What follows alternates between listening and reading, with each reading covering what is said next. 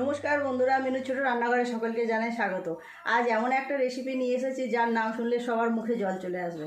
আজ আমি নিয়েছি আগে দেখিয়ে দিই আপনাদের, তারপর বলছি কি বানাবো। এই দেখুন, নিয়েছি কাঁচা আম। আজকে আমি কাঁচা আমের আচার বানাবো। এখন তো অফ সিজন হয়ে গেছে, আম তো বাজারে প্রায় শেষই হয়ে এলো। এগুলো কিন্তু কাঁচা আম, কিলোখানেকের একটু কম হবে। সঠিক মাপটা আমি বলতে পারলাম না, কারণ এটা আমাদের কেনা আম নয়, মাসিমণির গাছে হয়েছে, সেগুলো পাঠিয়েছে। তো এতটা কাঁচা আম কী করবো এখন, তাই ভাবলাম একটু আচার করে নিই। আচারের নাম শুনলে যে কোনো মানুষেরই মুখে জল এসে যায়, তাই না বলুন? এই আমগুলো কেটে ছাড়িয়ে আমি সুন্দর করে আচার বানাবো, তাই ভাবলাম আচারটা বানাবোই যখন আপনাদের সাথে একটু শেয়ারও করে নেব। আমগুলো আমি আগে সুন্দর করে ছাড়িয়ে পিস পিস করে কেটে নেব। আমের সিজনে যে আচার বানিয়েছিলাম সে তো সব খাওয়া হয়ে গেছে, শেষ হয়ে গেছে। তো এতগুলো কাঁচা আম যখন হাতে পেয়েছি, ভাবলাম একটু আচার করে রেখে দিই। আমগুলো আগে ভালো করে খোসা ছাড়িয়ে নেব। এই আমগুলোর নাম আম্রপালি আম। এই আমগুলো আমরা জ্যৈষ্ঠী মাসে যখন মাসুনির বাড়ি গিয়েছিলাম, তখন গাছে ভর্তি আমের বোল এসেছিলো আর কুচো কুচো আম হয়েছিল। সেই আমগুলোই এখন এত বড় বড় হয়ে গেছে। দেখুন, কয়েকটা আম তো পেকেও গেছে। এতগুলো কাঁচা আম আর কী করবো, থেকে থেকে তো সেই নষ্টই হয়ে যাবে। তো ভাবলাম একটু আচার করে নিই। চিনি দিয়েই আচারটা বানাবো।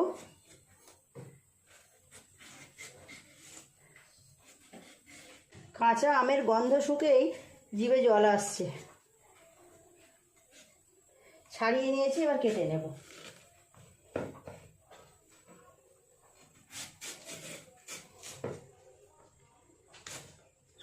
এইভাবে লম্বা লম্বা করে পিস করে করে কেটে নেব। এখন তো আর রোদ্দুর নেই, রোদে দেওয়া যাবে না।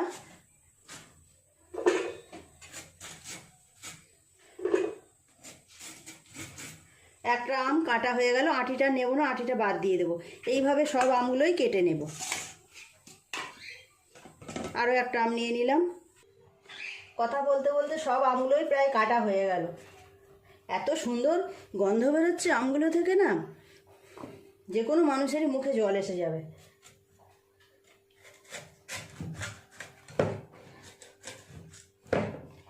সব আমগুলো কিন্তু এখনও আঁটি শক্ত হয়নি। এই দেখুন, এগুলো একদম কচি কচি রয়েছে।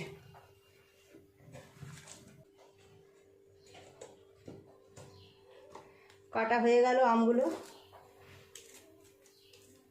একটু নুন মিশিয়ে রেখে দেবো 5 মিনিটের জন্য, তারপর আচার করে নেব।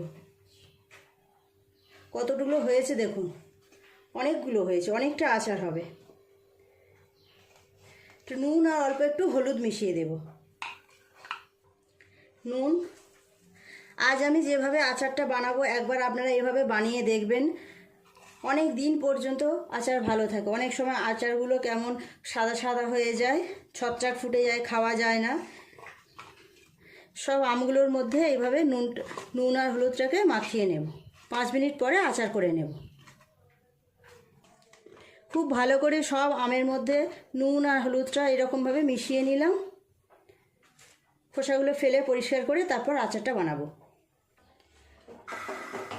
গ্যাস জেলে কড়াইটা চাপিয়ে দিলাম। প্রথমে আমি একটু মশলা ভেজে নেব। একটা শুকনো লঙ্কা আর 1 চামচ 5 ফোড়ন। এটা আগে শুকনো খোলায় ভালো করে নেড়ে ভাজা করে নেব।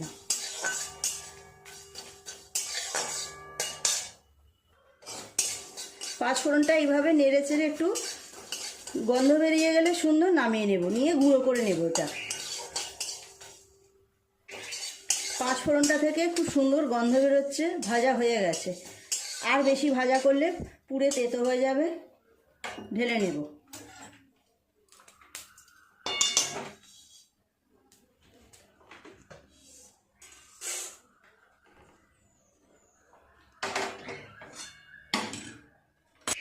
দিয়ে দেব সর্ষের তেল।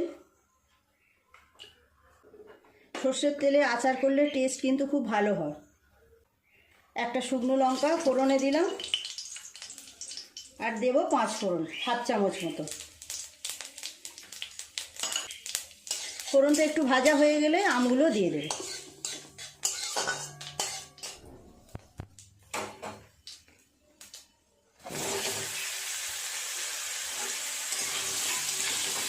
একটু ভালো করে নেড়ে চেড়ে নেব আমগুলো। 3-4 মিনিট সময় নিয়ে আমগুলোকে এইভাবে একটু নেড়ে চেড়ে ভাজা ভাজা করে নিতে হবে।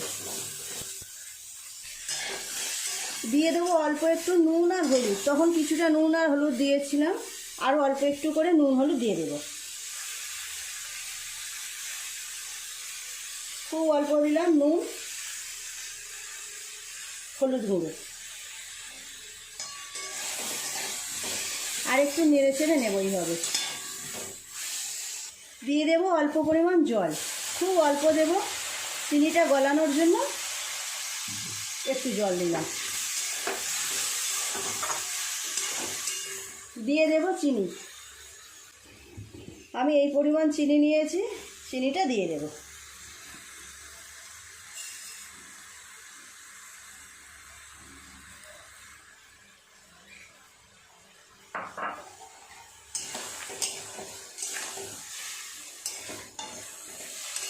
খুব কম সময়ে খুব সুন্দর একটা আমের আচার তৈরি হয়ে যাবে।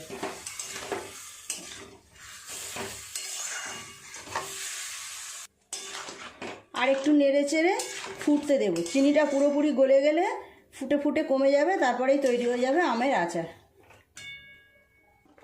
চিনিগুলো গলে কত পাতলা হয়ে গেছে দেখুন, টকবক করে ফুটছে। এইভাবে ফুটতে ফুটতে চিনির রসটাও কমে যাবে আর আমগুলো খুব ভালোভাবে সেদ্ধ হয়ে যাবে, তাহলেই তৈরি হয়ে যাবে আমের আচার।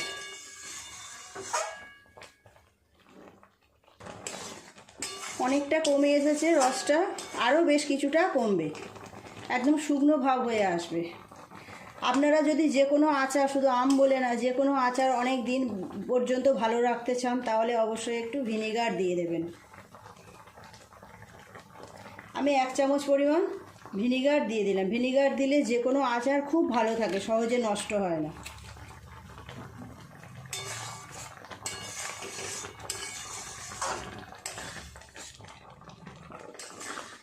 কেমন রং এসেছে দেখুন, আমগুলো খুব সুন্দরভাবে গলে গেছে,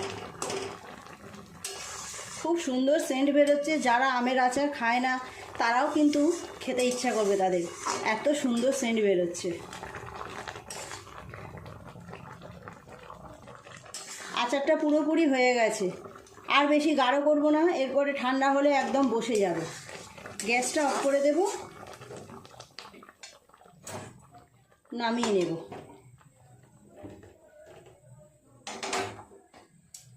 দিয়ে দেবো ভেজে রাখা মশলাটা, 5 ফোড়ন আর একটা শুকনো লঙ্কা যেটা ভেজে গুঁড়ো করে রেখেছিলাম সেটা ওপর থেকে দিয়ে দেব।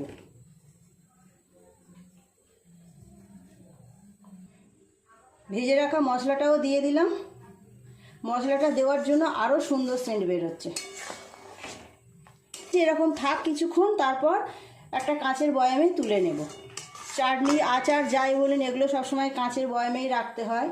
শুনে আসছি আগাগোড়া কাঁচের বয়ামে রাখলে নাকি খুব ভালো থাকে, অনেক দিন পর্যন্ত ভালো থাকে। ঠান্ডা হয়ে গেলে তারপর আমি কাঁচের বয়ামে তুলে রাখবো। কেমন দেখতে লাগছে দেখুন বন্ধুরা। রেসিপিটা কেমন লাগলো কমেন্ট করে জানাবেন প্লিজ বন্ধুরা। আজকের রেসিপিটা কেমন লাগলো কমেন্ট করে জানাবেন, ভালো লাগলে একটা লাইক করে দেবেন। আরও একটা সুখবর আপনাদের দেওয়ার আছে, আমার মিনুর ছোট রান্নাঘর চ্যানেলে 100 সাবস্ক্রাইবার হয়ে গেছে। তো তাদের সকলকে অনেক অনেক ধন্যবাদ, যারা এইভাবে আমায় ভালোবাসা দিয়েছেন, আমার পাশে আছেন। আমি চাইবো আগামী দিনেও এইভাবে আমার পাশে থাকবেন, আমায় অনেক অনেক ভালোবাসা দেবেন। আপনাদের ভালোবাসা থাকলে আমি আগামী দিনে আরও অনেক ভালো ভালো নতুন নতুন রেসিপি আনতে পারবো। এইভাবে সবাই আমার পাশে থাকবেন, আশা করব আমার ভিডিওগুলো আপনাদেরকে আরও বেশি ভালো লাগবে। আপনাদের ভিডিও ভালো লাগলে একটা করে লাইক অবশ্যই দেবেন। আপনাদের একটা লাইকের জন্য কিন্তু আমাদের মনোবল আরও অনেক অনেক বেড়ে যাবে। তো সবাই খুব ভালো থাকবেন, দেখা হচ্ছে পরের দিন নতুন কোনো ভিডিওর সাথে। নমস্কার।